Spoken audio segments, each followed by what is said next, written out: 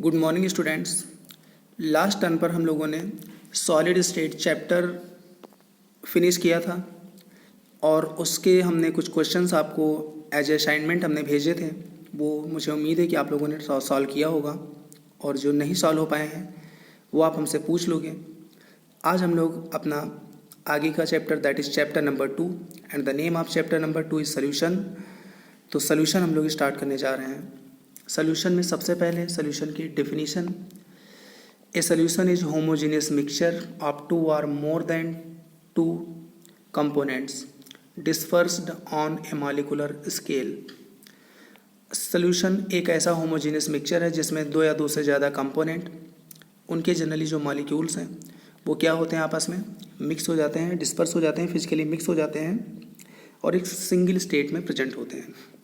तो ऐसे homogeneous mixture को हम लोग बोलते हैं सोल्यूशन। क्लियर। सोल्यूशन की एक दूसरी डेफिनेशन ये भी होती है, a solution is a homogeneous mixture of two और more than two components in which the composition of components can be varied up to certain limit. तो कंपोनेंट की जो कंपोजिशन है, जो मात्रा है, वो एक सर्टेन लिमिट तक हम वेरी करा सकते हैं, उसके बाद नहीं। अगर उसके बाद वेरी कराएंगे तो फिर वो सोल्यूशन नहीं बनेगा। क्लियर। जैसे शुगर को जब पानी में हम डिजॉल्व करते हैं, चीनी को पानी में डिजॉल्व करते हैं, पानी में घोलते हैं, तो चीनी की एक लिमिट है, तब तक तो सोल्यूशन बनेगा। अगर चीनी के अमाउंट बहुत ज़्यादा बढ़ा दें तो फिर वो सोल्यूशन नहीं बनेगा। तो इसलिए हम लोग सोल्यूशन को हम सेकेंड डेफिनेशन से भी हम लोग डिफाइन करते हैं। I repeat again second definition of solution. A solution is a homogeneous mixture of two और more than two components in which the composition of components can be varied up to a certain limit at a particular temperature। Clear। Temperature कहना must है आपको, क्योंकि temperature change होने से सॉल्बिलिटी बढ़ जाती है। Now next, types of solutions on the basis of number of components. Number of components के बेस पे सॉल्यूशन कई पार्ट में क्लासीफाई किए गए हैं। जैसे binary solution. Binary solution is that solution in which two components are present, A and B. Ternary solutions are those solutions in which three components are present, that is A, B and C. Quaternary solutions are those solutions in which four components are present, that is A, B, C, D या 1, 2, 3, 4। ऐसे ही हम लोग आगे बढ़ते चले जाते हैं and so on. लेकिन अपने जो सिलेबस में है वो सिर्फ कौन सा सोल्यूशन है, सिर्फ बाइनरी सोल्यूशन है। ठीक है। दो कंपोनेंट होंगे, दो कंपोनेंट में एक सॉल्यूट होगा और एक सॉल्वेंट होगा। इसका जो सोल्यूशन का जो दूसरा क्लासिफिकेशन है, types of solutions on the basis of physical state. Physical state पे भी सोल्यूशन को क्लासीफाई किया गया है टोटल 9 पार्ट में। क्लियर। अब वो 9 पार्ट कौन कौन से हैं वो आप ध्यान से देखोगे। मेनली तो 3 पार्ट में क्लासीफाई किया गया है, solid solution, number B liquid solution and number C gas solution. ये जो solid solution, liquid solution, gas solution, ये जो 3 नाम दिए गए हैं, ये दिए गए हैं on the basis of physical state of solvent। On the basis of physical state of solvent, the solutions are classified into 3 types, that is solid solution, liquid solution and gaseous solution। Solid solutions are those solutions in which the solvent is liquid। I repeat, solid solutions are those solutions in which the solvent is solid।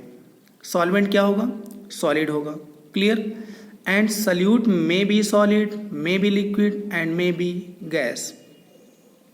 तो solid solution एक ऐसा solution होता है जिसमें solvent solid होता है, लेकिन solute हमारा सॉलिड भी हो सकता है, लिक्विड भी हो सकता है और गैस भी हो सकता है। क्लियर। अब इसके हर कैटेगरी के आपको कम से कम एक दो एग्जाम्पल आपको याद करने पड़ेंगे। तो एक ऐसा एग्जाम्पल लेते हैं जो सॉलिड इन सॉलिड, मतलब सॉल्यूट भी सॉलिड है, सॉल्वेंट भी सॉलिड है।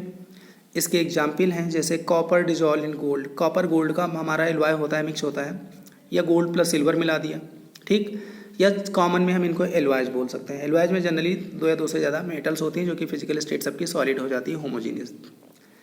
लिक्विड सॉलिड, लिक्विड सॉलिड में मिला होना चाहिए, जैसे amalgam of mercury with sodium. Mercury liquid है, सोडियम क्या है, सॉलिड है। इसका अमलगम एक एडिशन प्रोडक्ट होता है, कोई केमिकल रिएक्शन नहीं होती है, उसको हम NaHG लिखते हैं। तो लिक्विड सॉलिड में डिस्पर्स होता है। Gas in solid, solution of hydrogen in nickel, platinum and palladium. Yes students, you know very well that nickel, platinum, palladium has tendency to absorb hydrogen gas on its upper surface and this process is known as occlusion property. Occlusion means the adsorption of gases on the surface of metals. Clear? तो ये जो निकल platinum palladium है अपनी surface पे hydrogen gas adsorb रखती हैं, और जब भी कभी भी हमें एल्कीन अल्काइन में अगर हाइड्रोजन गैस की रिक्वायरमेंट होती है, उनको हम सैचुरेट कराने के लिए, उनको हम हाइड्रोजनेशन कराने के लिए, तो वहाँ पे निकल प्लेटिनम पैलेडियम यूज कर देते हैं, और ये निकल प्लेटिनम पैलेडियम अपनी जो सरफेस है उस पर हाइड्रोजन गैस होती है उसको रिलीज कर देते हैं, और जब हाइड्रोजन गैस रिलीज हो जाती है तो वो एल्कीन अल्काइन को करस्पॉन्डिंग एल्केन में कन्वर्ट कर देती है। क्लियर? तो ये तो हो गया हमारा सॉलिड सोल्यूशन। एक बार फिर से बता देते हैं, solid solution is that solution in which solvent is solid but the solute may be solid, may be liquid and may be gas. Clear? Now I am proceeding for number B, that is liquid solution. Liquid solutions are those solutions in which the solvent is always liquid but solute may be solid, may be liquid or may be gas. तो liquid solution और इनकी physical state भी liquid ही होती है। Clear? इनकी physical state क्या होती है? लिक्विड होती है। तो सबसे पहला एग्जाम्पल सॉलिड इन लिक्विड, ये बहुत कॉमन है बच्चों, हम लोग अपने घरों में बनाते हैं ऐसे solution. Sucrose in water, glucose in water, sodium chloride in water, ये एक साथ लिख सकते हो, sucrose comma glucose comma NaCl, ये सब डिजॉल्व कर दें वाटर में तो होता है हमारा सॉलिड इन लिक्विड का।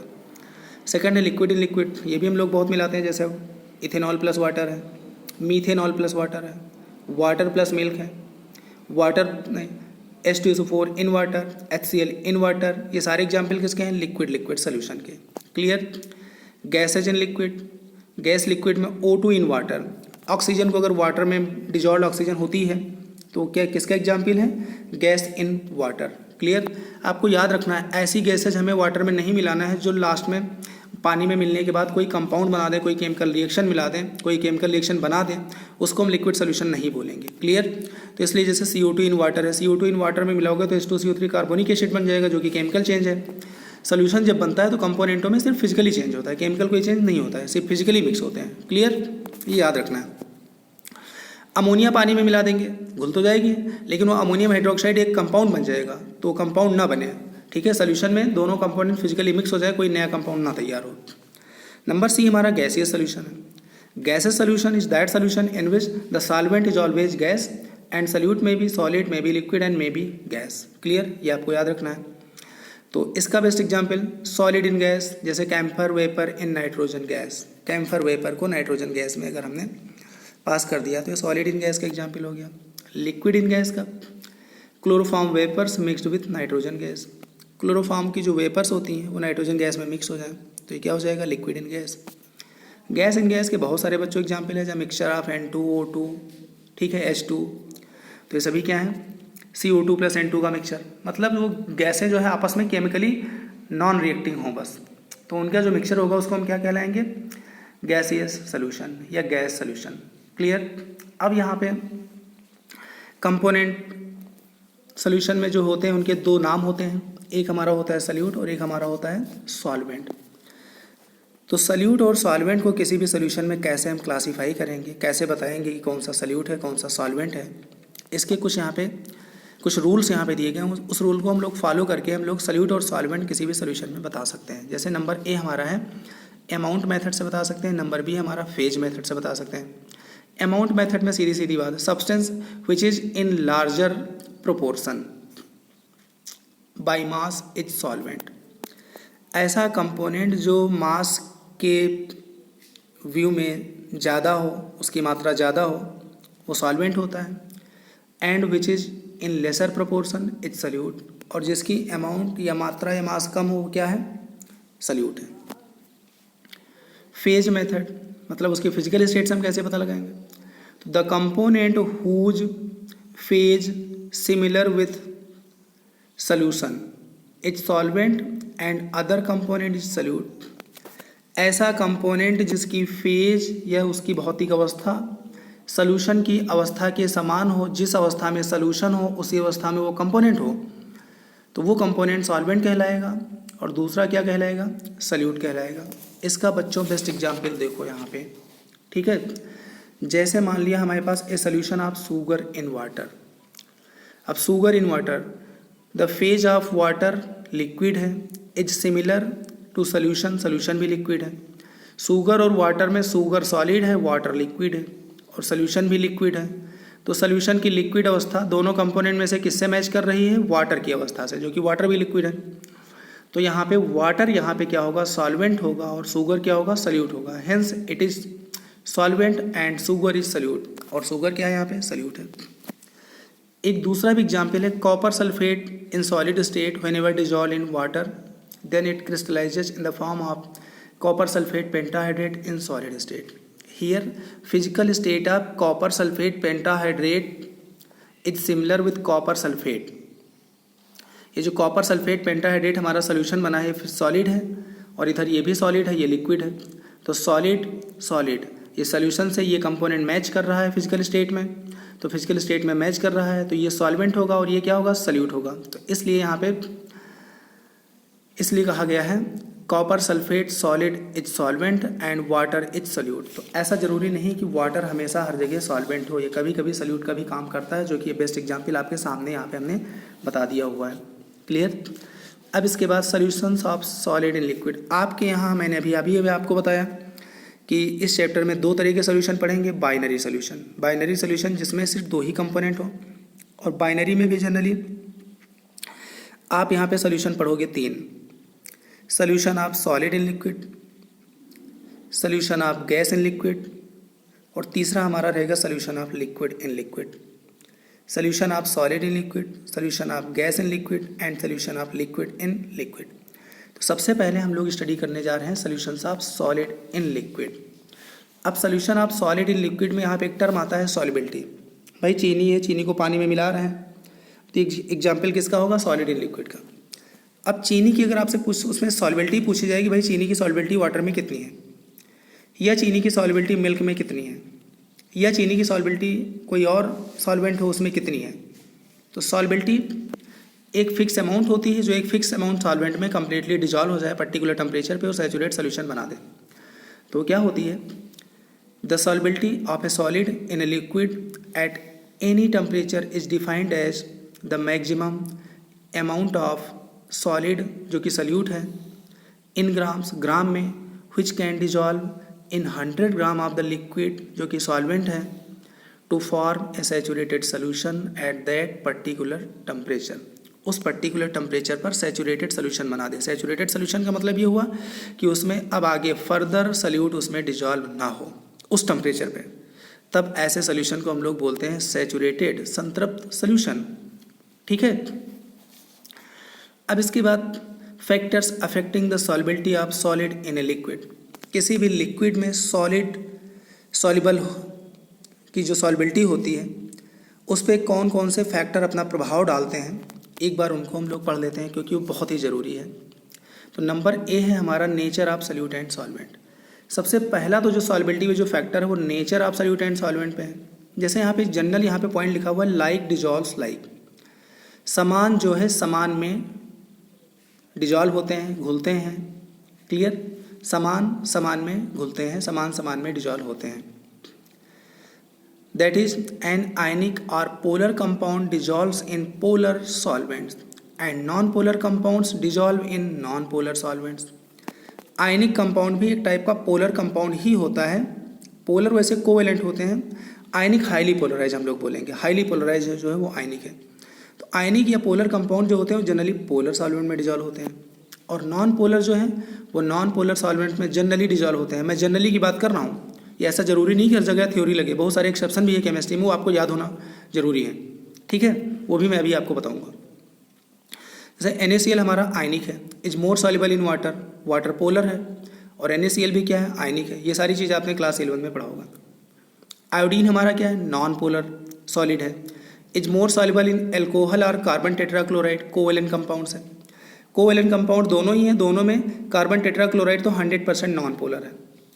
एल्कोहल कम पोलर है, पार्शली पोलर है, लेकिन कोवेलेंट कंपाउंड है। क्या है? कोवेलेंट कंपाउंड है। तो आयोडीन एल्कोहल और कार्बन टेट्राक्लोराइड में ज़्यादा मोर सॉल्युबल है। अब यहाँ पे कुछ कंपाउंड ऐसे भी हैं जो नॉन पोलर होते हैं लेकिन पोलर में बहुत डिजॉल्व होते हैं, जैसे ग्लूकोज है, यूरिया है, सुक्रोज है, फ्रक्टोज है। They all are non polar compounds, they all are non ionic compounds, but they are highly soluble in polar solvent that is water. तो ये वाटर में हाईली सॉल्युबल है, वाटर पोलर है, और ये सभी कंपाउंड क्या है, नॉन पोलर है। तो ये कुछ एक्सेप्शंस भी हैं जो आप याद रखोगे। नंबर 2 है, नंबर बी है effect of temperature. Number A हो गया nature of solute and solvent, number B है इफेक्ट ऑफ टेम्परेचर। तो solubility of solid in liquid also depend upon the temperature. अब यहाँ पे सबसे पहली बात तो यहाँ पे दो तरह के सॉल्यूट होते हैं। एक सॉल्यूट है जो सॉल्वेंट में मिलाने पे हीट एनर्जी को रिलीज करता है, बाहर करता है, दैट इज एक्जोथर्मिक प्रोसेस होती है। एक सॉल्यूट ऐसा होता है जो सॉल्वेंट में मिलाने पे हमें उसको बाहर से एनर्जी वो लेता है, प्रोसेस एंडोथर्मिक होती है। क्लियर?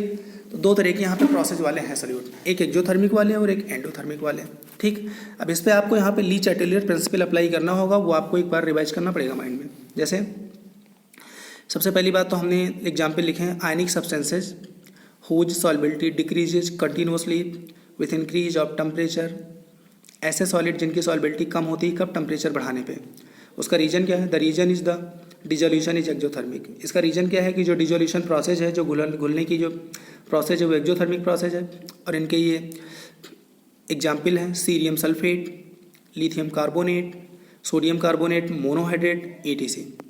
अब बच्चों ऐसा कहा गया है कि सॉल्यूट को जब सॉल्वेंट में मिक्स करते हैं तो सोल्यूशन बनता है प्लस हीट, एक्जोथर्मिक के लिए प्लस हीट यहाँ पे लिखोगे, एंडोथर्मिक के लिए प्लस हीट यहाँ पे लिखोगे। तो ये एक रिवर्सिबल रिएक्शन होती है। क्या होती है, रिवर्सिबल रिएक्शन। अब रिवर्सिबल रिएक्शन में ये एक्जोथर्मिक है तो हीट आपको यहाँ पे लिखना पड़ेगा। तो यहाँ पे टेम्परेचर ज़्यादा है और यहाँ पे टेम्परेचर क्या इधर कम है। तो ली चैटेलियर प्रिंसिपल के अकॉर्डिंग अगर आपको रिएक्शन आगे ले जाना है तो टेम्परेचर यहाँ पे कम रखना पड़ेगा। जब टेम्परेचर कम रखोगे तो ली चैटेलियर प्रिंसिपल क्या बोलता है कि इक्विलिब्रियम उधर शिफ्ट होगा जहाँ पे टेम्परेचर ज़्यादा हो, जहाँ पे टेम्परेचर क्या हो, ज़्यादा हो। तो अगर लो टेम्परेचर रखोगे तो इक्विलिब्रियम हाई फॉरवर्ड जाएगा, और जब फॉरवर्ड जाएगा तो सॉल्यूट प्लस सॉल्वेंट घुलेगा और सॉल्यूशन बनेगा। क्लियर? तो इनमें क्या होता है, लो टेम्परेचर तो घुलता है और हाई टेम्परेचर करोगे तो ये इक्विलिब्रियम बैकवर्ड आ जाएगा, और बैकवर्ड आ जाएगा तो घुलना क्या हो जाएगा, कम हो जाएगा। तो इसलिए कहा गया है कि सॉल्बिलिटी टेम्परेचर बढ़ाने पे कम होती है और टेम्परेचर कम करने पे क्या होती है, बढ़ती है। किसके लिए? ऐसे सॉल्यूट जो एक्जोथर्मिक प्रोसेस फिनोमेना शो करते हैं। नंबर सेकेंड है ionic substances whose solubility increases with increase of temperature continuously. कुछ हमारे पास ऐसे भी सब्सटेंस हैं जिनकी सॉल्बिलिटी टेम्परेचर बढ़ाने पे बढ़ती है। कैसे? सबसे पहले उनके एग्जाम्पल पढ़ लेते हैं, फिर देखते हैं कैसे होता है। Sodium nitrate, potassium nitrate, sodium chloride, potassium chloride, ETC। The reason for this behaviour, इस बिहेवियर का रीजन है the process is of dissolution is endothermic. इसका जो मेन रीजन है वो क्या है कि जो प्रोसेस ऑफ डिजोल्यूशन है वो है एंडोथर्मिक है। और जब एंडोथर्मिक है तो हीट आपको इधर लिखना पड़ेगा, solute plus solvent plus heat, reversible arrow, solution. Clear? अब ये एंडोथर्मिक प्रोसेस है। एंडोथर्मिक प्रोसेस में हीट यहाँ पे क्या है, ज़्यादा होती है और इधर ही हीट कम होती है। तो ली चैटेलियर प्रिंसिपल के अकॉर्डिंग अगर टेम्परेचर यहाँ पे ज़्यादा रखोगे तो इक्विलिब्रियम उधर शिफ्ट होगा जिधर टेम्परेचर कम हो जाए, मतलब सोल्यूशन बन जाएगा। तो टेम्परेचर बढ़ाने से सोल्यूशन बनेगा और टेम्परेचर कम करने से सोल्यूशन सॉल्यूट प्लस सॉल्वेंट में कन्वर्ट होगा। तो एंडोथर्मिक केस में क्या होगा, सोल्यूशन बनाने के लिए हमें टेम्परेचर को बढ़ाना पड़ेगा। क्लियर? तो according to Le Chatelier principle on increase in temperature equilibrium will shift in that direction where temperature is low and vice versa. और उल्टा क्या होगा, टेम्परेचर को डिक्रीज करेंगे तो इक्विलिब्रियम उधर शिफ्ट होगा जहाँ पे टेम्परेचर क्या हो जाए, हाई हो जाए। क्लियर? तो बच्चों ये बातें हो गई। एक इसका तीसरा भी एग्जाम्पल है जिसमें टेम्परेचर का कोई रोल होता ही नहीं है, वो नंबर 3rd पॉइंट है। Clear? Ionic substances whose solubility does not increase और डिक्रीज कंटिन्यूसली। इसमें क्या है, some substances which on heating changes at a particular temperature. कुछ सब्सटेंस ऐसे होते हैं जो हीट करने पे एक पर्टिकुलर टेम्परेचर पे from one polymorphic form to another, एक पॉलीमॉर्फिक फॉर्म से दूसरे पॉलीमॉर्फिक फॉर्म में बदलते हैं, जैसे alpha into beta form in case of ammonium nitrate. Ammonium nitrate alpha से बीटा फॉर्म में बदल जाता है। और from one hydrated form to another hydrated form, या कुछ हमारे हाइड्रेटेड सॉल्ट होते हैं जो एक हाइड्रेटेड सॉल्ट से दूसरे हाइड्रेटेड सॉल्ट में कन्वर्ट हो जाते हैं, जैसे calcium chloride .6H2O converts into calcium chloride .4H2O and ultimately converts into calcium chloride .2H2O। ठीक, ये एक हाइड्रेटेड फॉर्म है, ये दूसरी हो गई, ये तीसरी हो गई। और इसका और एग्जाम्पल है और फ्रॉम हाइड्रेटेड टू एनहाइड्रेटेड फॉर्म, या फिर हाइड्रेटेड फॉर्म कंप्लीटली कन्वर्ट हो जाए, एनहाइड्रस फॉर्म पूरे के पूरे वाटर क्या हो जाए, वाटर मॉलिक्यूल लॉस हो जाए। जैसे ammonium sulphate decahydrate on heating converts into ammonium sulphate, that is anhydrous form. तो ये सभी ऐसे हैं, इनमें टेम्परेचर से उनकी सॉल्बिलिटी में कोई चेंज नहीं होता है, लेकिन ये जो टेम्परेचर है जिस पे एक फॉर्म दूसरे फॉर्म में कन्वर्ट होता है, the temperature at which one form of the substance changes to another form is called transition temperature. इस टेम्परेचर को हम लोग बच्चों बोलते हैं ट्रांजिशन टेम्परेचर। ठीक है, तो ये कुछ बातें हो गई solution of solid in liquid की definition, solubility of solid in liquid clear, factors affecting solubility of solid in liquid and the regions. Now before studying another solution, that is solution of gas in liquid or solution of liquid in liquid, firstly we should study the methods of expressing the concentration of solution and n factor. Clear?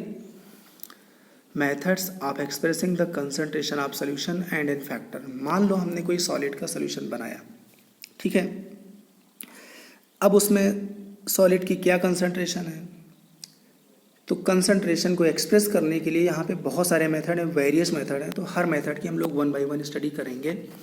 सबसे पहले हम लोग इनके नाम पढ़ लेते हैं, कितने मेथड हैं, फिर वन बाय वन उनकी स्टडी करेंगे। सबसे पहला हमारा मेथड है परसेंटेज वेट बाय वेट, या कहीं पे इसको परसेंटेज मास बाई मास भी बोलते हैं। दूसरा इसका सिंबल है percentage small w upon capital W, और परसेंटेज बाई वेट, या इसी मेथड को हम परसेंटेज बाई वेट भी बोल देते हैं। याद रखना, एक स्मॉल w होगा, एक कैपिटल W होगा। ये सल्यूट को शो करेगा, ये सॉल्यूशन को शो करेगा। सेकेंड है परसेंटेज वॉल्यूम बाई वॉल्यूम, या इसी को शॉर्ट में हम लिखेंगे और percentage small v upon capital V। V means volume of solute, capital V means volume of solution. Solution की अमाउंट ज़्यादा होती है इसलिए उनके सिंबल कैपिटल है, सल्यूट की अमाउंट कम होती है इसलिए उनके सिंबल क्या है, स्मॉल है। ये बस आपको ये याद रखना है। और percentage by volume, percentage by volume, जब दोनों यूनिट सेम है, वॉल्यूम बाई वॉल्यूम, तो परसेंटेज बाई वॉल्यूम, तो दोनों ही W हैं तो परसेंटेज बाई वेट। तीसरा हमारा होता है परसेंटेज वेट बाई वॉल्यूम, या percentage small w upon capital V। अब इसमें हम बाई टर्म नहीं यूज कर सकते क्योंकि दोनों यूनिट क्या हो गए, डिफरेंट हो गए। ठीक है, फोर्थ अपना जो टर्म आता है मोलरिटी आता है। मोलरिटी को हम लोग MR से डिनोट करेंगे। वैसे क्वेश्चन में कैपिटल M बोला जाता है, बुकों में पेपर में कैपिटल M आता है। मोलरिटी को हम लोग यहाँ पे कैपिटल M और L लिखेंगे, कैपिटल M और साथ में L। क्वेश्चंस में या बुक में मोलरिटी को स्मॉल m से डिनोट किया जाता है, लेकिन हम लोग यहाँ पे इस चैप्टर में स्मॉल m और कैपिटल M हम दूसरी चीज़ यहाँ पे मेंशन करेंगे, इसलिए हम उनको यहाँ पे नहीं लिखेंगे। नॉर्मलिटी कैपिटल N से डिनोट करेंगे, फॉर्मेलिटी स्मॉल f से डिनोट करेंगे, स्ट्रेंथ कैपिटल S से डिनोट करेंगे, पार्ट्स पर million that is ppm, mole fraction ये x, और x का ही बच्चों दूसरा नाम है यहाँ पे CHI काई। तो चाहे आप मोल फ्रैक्शन लिखो, चाहे इसको आप क्या लिखोगे, काई या एक्स, कुछ भी पढ़ दोगे। नंबर 11 हमारा इन फैक्टर है। नंबर 12 है हमारा इक्विवेलेंट वेट या ई वेट शॉर्ट में बोलते हैं। इक्विवेलेंट वेट या इसको शॉर्ट में ई वेट हम लोग लिख देते हैं। तो यहाँ 9 तक तो जो है ये कंसंट्रेशन टर्म है। 9 के बाद ये मोल फ्रैक्शन कंसंट्रेशन में नहीं आता, इन फैक्टर भी कंसंट्रेशन में नहीं आता और इक्विवेलेंट वेट भी नहीं आता, लेकिन इनका सबका यहाँ पे यूज है, तो हम लोग इनको पढ़ेंगे, एक बार समझेंगे। ठीक है, अब इसमें सबसे पहले नंबर 1 हम लोग स्टार्ट करते हैं, that is percentage weight by weight. अभी परसेंटेज वेट बाई वेट की डेफिनेशन सबसे पहली बात हमें समझना है। It is defined as weight of solute in gram present in 100 gram solution. 100 gram solution में जितने ग्राम सल्यूट प्रेजेंट होता है वो होता है परसेंटेज वेट बाई वेट।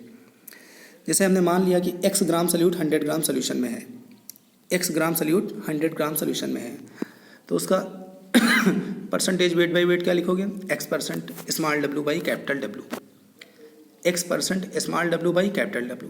या उल्टा, अगर हमारे पास कोई सोल्यूशन है x% है weight by weight, x% weight by weight, तो x% वेट बाई वेट का मतलब क्या बोलोगे, x gram solute present in 100 gram solution. ठीक, अच्छा, वैल्यू कैसे फाइंड करोगे? अगर आपको weight absolute weight of solution दिया है तो परसेंटेज वेट बाई वेट कैसे फाइंड करोगे? Weight absolute upon weight of solution into 100। अगर वेट ऑफ सोल्यूशन नहीं दिया गया तो उसके प्लेस पे वेट ऑफ सोल्यूशन के प्लेस पे weight of solute plus weight of solvent लिख दोगे। ठीक है। नंबर 2 है percentage volume by volume. Volume by volume का मतलब क्या होता है? It is defined as volume of solute in ml present in 100 ml solution. 100 ml solution में कितने ml सोल्यूट है? अब इसमें बच्चों सोल्यूट भी लिक्विड होगा और सॉल्वेंट भी लिक्विड होगा, ये आपको ध्यान में रखना है, क्योंकि सॉलिड सोल्यूट का वॉल्यूम नहीं दिया जाएगा। अगर वॉल्यूम दिया गया इसका मतलब सॉल्यूट भी लिक्विड है और सॉल्वेंट भी क्या है? लिक्विड है। दोनों ही लिक्विड हैं, तभी दोनों का वॉल्यूम हम कंसीडर करेंगे। तो इसमें क्या है कि 100 ml सोल्यूशन में जितने ml सोल्यूट है दैट इज परसेंटेज। ठीक है। जैसे हमारे पास 10 ml सोल्यूट है और 90 ml वाटर है तो सोल्यूशन 100 हुआ कि नहीं हुआ? अब 100 में सोल्यूट कितना है? 10 ml है, तो that is 10% volume by volume बोलेंगे। Percentage volume by volume, volume of solute upon volume of solution into 100। अगर वॉल्यूम ऑफ सोल्यूशन नहीं दिया गया तो उसके प्लेस पे आपको क्या पुट करना है? Volume of solution is equals to volume of solute plus volume of solvent. Volume of solution के प्लेस पे आप क्या पुट करोगे? Volume of solute plus volume of solvent. ठीक है। तो ये हम लोग बोलेंगे परसेंटेज वॉल्यूम बाई वॉल्यूम। जैसे क्वेश्चन में ऐसे दिया है a solution of H2SO4 is X% volume by volume या X% बाई वॉल्यूम। तो X% by volume of H2SO4 इसका मतलब आपको पता होना चाहिए। तो इसका मतलब आप क्या बोलोगे? X ml H2SO4 present in 100 ml solution. X ml H2SO4 present in 100 ml solution. ठीक है। तो तीसरा अपना जो है फैक्टर है वो है परसेंटेज वेट बाई वॉल्यूम है। अब परसेंटेज वेट बाई वॉल्यूम बच्चों क्या होता है? परसेंटेज वेट बाई वॉल्यूम का मतलब होता है it is defined as weight of solute in gram present in 100 ml solution. 100 ml solution में जितने ग्राम सोल्यूट उपस्थित होता है, प्रेजेंट होता है, उस ग्राम को हम लोग परसेंटेज वेट बाई वॉल्यूम बोलते हैं। जैसे 100 ml सोल्यूशन है, अब 100 ml सोल्यूशन में मान लो 20 ग्राम सोल्यूट है, 20 ग्राम सोल्यूट है, 100 ml सोल्यूशन में 20 ग्राम सोल्यूट है, तो उसको आप क्या बोलोगे? 20% वेट बाई वॉल्यूम। क्या बोलेंगे हम लोग? 20% वेट बाई वॉल्यूम। ठीक है। या अगर हमें वेट बाई वॉल्यूम निकालना है परसेंटेज, तो परसेंटेज वेट बाई वॉल्यूम आप कैसे निकालोगे? Wait of solute in gram upon volume of solution in ml into 100। इससे हमारा निकल आएगा वेट बाई वॉल्यूम परसेंटेज। ठीक है। अब हम आपको एक बार फिर से तीनों बातें बता देते हैं। जैसे हमारा एक सोल्यूशन है X% वेट बाई वेट, तो X% weight by wait means आप क्या बोलोगे? X gram solute present in 100 gram solution. Clear? मान लो दूसरा हमारा सोल्यूशन है वो X% बाई वॉल्यूम है या X% वॉल्यूम बाई वॉल्यूम है। तो X% बाई वॉल्यूम या X% वॉल्यूम बाई वॉल्यूम का मतलब क्या बोलोगे? X ml solute present in 100 ml solution. X ml solute present in 100 ml solution. तीसरा हमारा है, मान लो कोई एक सोल्यूशन है, उसको कहा गया X% वेट बाई वॉल्यूम। तो X% वेट बाई वॉल्यूम का मतलब क्या बोलोगे? X gram solute present in 100 ml solution. X gram solute present in 100 ml solution.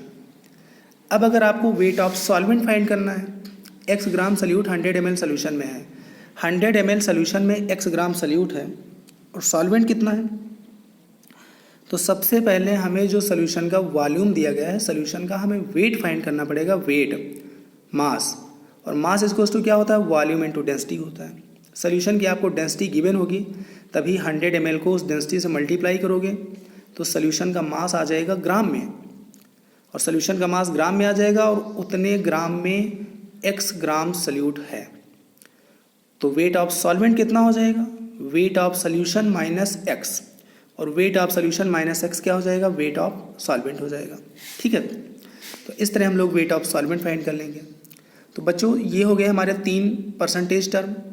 Percentage weight by wait, percentage volume by volume and percentage weight by volume, या x% by weight, x% by volume, x% weight by volume, और तीनों की meaning.